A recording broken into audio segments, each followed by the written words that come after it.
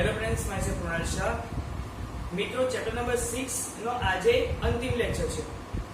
આપણે chapter number 6 માં બધા જ પ્રકારના પ્રશ્નો કવર કરી દીધા છે, પણ આપણે બે પ્રશ્નો આજે ફરી પુનરાવર્તન કરીશું, ફરીથી એને રિવાઇઝ કરીશું, જે કદાચ તમને અઘરા પડતા હતા. પ્રક્રિયાનો સ્વાધ્યાયનો આ દાખલો અને આના જેવો જ બીજો એક દાખલો લાસ્ટ લેક્ચરમાં બી આવા એક પ્રકારનો દાખલો, એક નિર્માતા પાસે 640 લીટર દ્રાવણ છે, એ પ્રકારનો એક્ઝામ્પલ આપણે કર્યો હતો. હવે એના જેવો જ આ એક દાખલો છે કે 8% બોરિક એસિડના દ્રાવણને મંદ કરવા માટે, મતલબ એમાં એસિડનું પ્રમાણ ઘટાડવા માટે, મંદ કરવાના બદલે એસિડનું પ્રમાણ ઘટાડવાનું, 8 થી ઘટાડવાનું છે.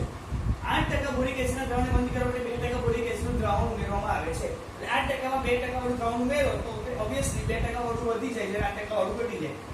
પરિણામે બોરિક એસિડનું મિશ્રણ 4% થી વધુ અને 6% થી ઓછું મળે છે. આપણી પાસે 640 લીટર 8% નું દ્રાવણ છે.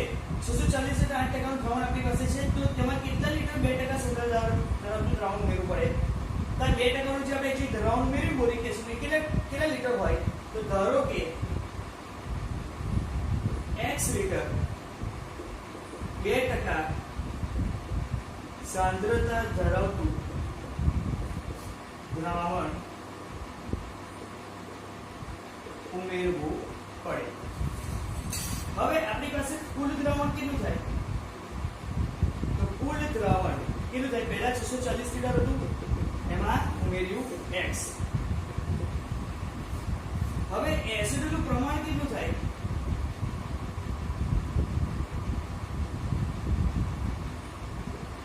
આ દ્રાવણમાં એસિડનું પ્રમાણ કેટલું થાય? તો 640 લીટરના 640 લીટર 8% વાળું હતું, એ 640 ના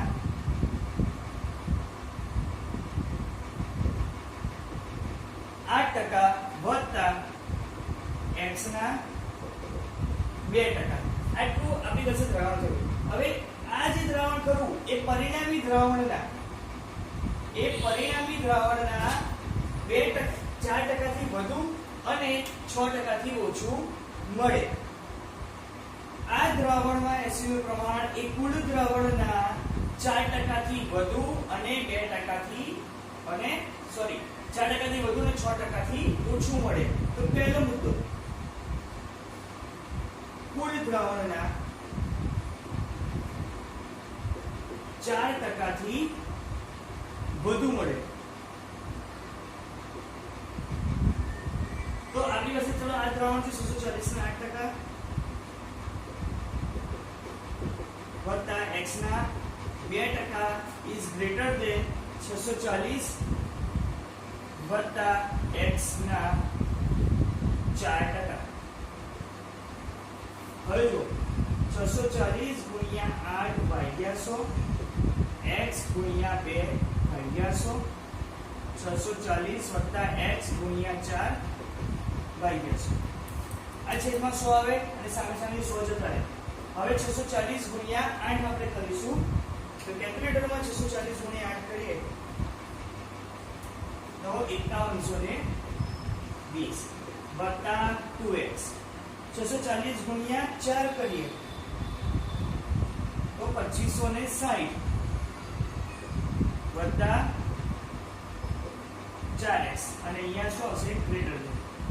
હવે 4x આમ આવે 5120 પેલી બાજુ જાય તો 2x - 4x - 2x greater than 2560 પર 5120 જાય એટલે -2560. 2560 ને 2 વડે ભાગતા 1280 આવે તો -x greater than -1280. તો બંને બાજુ માઈનસ વડે ગુણાવો તો x લેસ ધેન x ની કિંમત 1280 કરતા ઓછી મળી. આ પહેલું સમીકરણ. હવે બીજું શું કહે છે? કુલ દ્રાવણના 6% થી વધુ.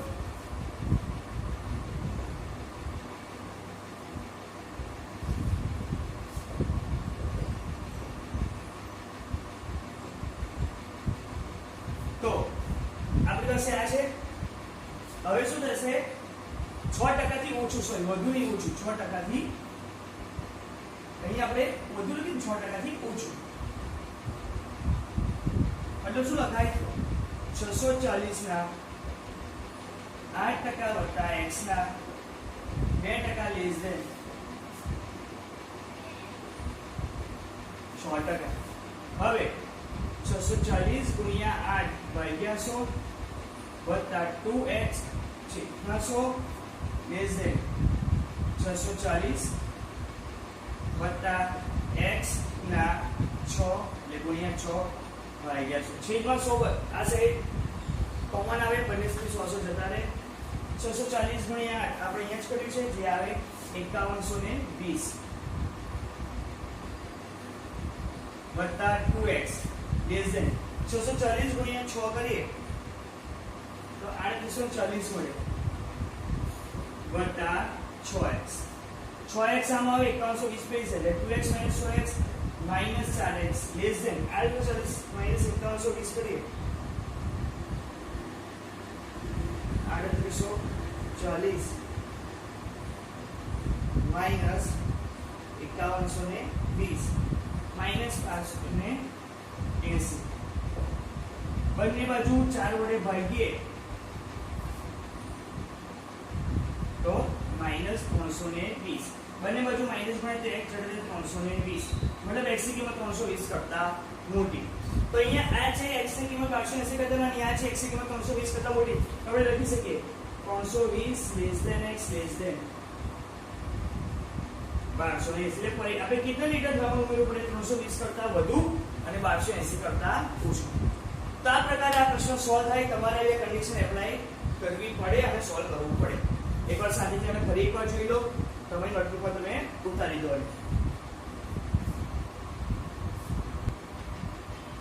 45% એસિડ નું 1125 લિટર દ્રાવણ છે આવી રીતે 1125 લિટર દ્રાવણ છે જેમાં એસિડ પ્રમાણ કેટલું છે 45 તો પરિણામી મિશ્રણમાં 25% થી વધુ અને 35% થી ઓછું એસિડ થાય મતલબ 45% નું પ્રમાણ ઘટાડી દેવું છે કેટલા ઘટાડવાનું જેમાં 25% થી વધુ એસિડ અને 35% થી ઓછું તો તેમાં કેટલું પાણી ઉમેરવું પડે લાસ્ટ સેક્શનમાં તો કેટલું એસિડ ઉમેરવું પડતું અહીંયા ફક્ત ને ફક્ત પાણી ઉમેરવું પડશે કે ધારો કે x લિટર પાણી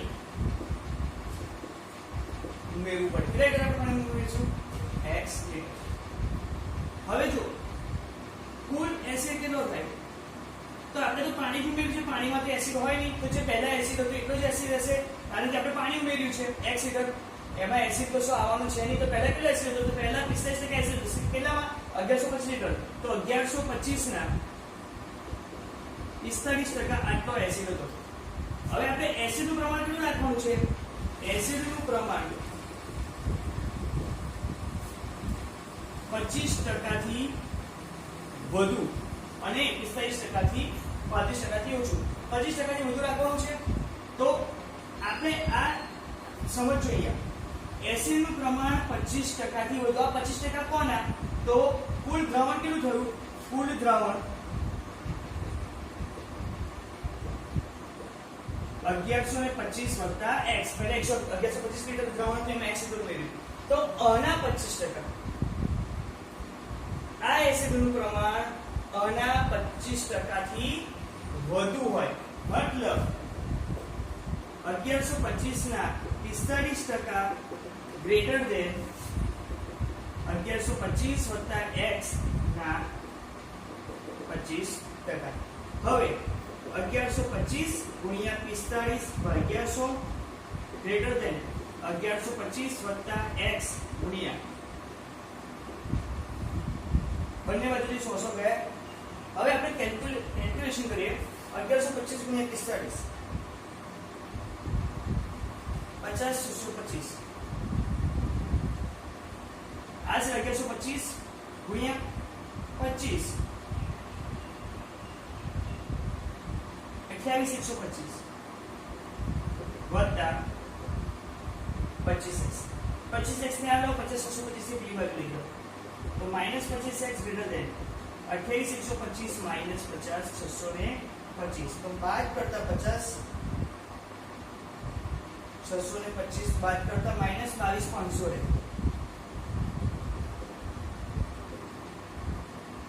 22500 ને 25 વડે ભાઈ ગયા 25 છે પર લઈ જઈએ તો 900 મળ્યા. તો -x > -900. તો બંને બાજુ માઈનસ ગુણાવો તો x x ની કિંમત 900 કરતા નાની મળી. હવે આ મેં કહ્યું 25% થી વધુ હોય 35% થી ઓછું પણ છે. અહીંયા લખું છું એસિડ નું પ્રમાણ